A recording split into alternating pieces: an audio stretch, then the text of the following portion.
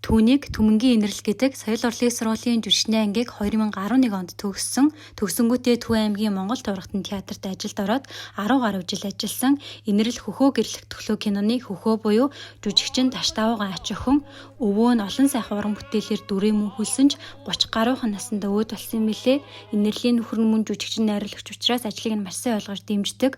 Мөн аав ээж нь арийнхын ажлыг баттаадгаа гэж ярилцлагандаа дурдсан байсан. Инэрл өчигдөрхөн өндөрсөн оттой бүжиглээ шоуны ялагчаар тодорсон. Үзэгчдийн хамгийн их хайрыг татсан оролцогчдын нэг бол яа харахгүй инэрл байсан. Одтой бүжиглээ шоу өндөрлсөний дараа нөхөр нь баяр хүргэж байгаа гişин байна. Мөн инэрл саяхан болсон ГМО 18 наадмын драмын төрөлд шилдэг эмэгтэй туслах дүрийн эзэн болсон бол нөхөр нь шилдэг найруулагчаар шалгарсан. Сэтгүүлч найз маань инэрлээс ярилцлага авахд маш ийдэг, харилцаад амар хүн байсан гэж ярьж байсан. Инэрл бол гаднаасаач дотроос ч гэрэлтдэггүй юм байна да гэдэг бодол төрсөн. Энэ хүртэл үзсэн та бүхэндээ маш их баярлалаа.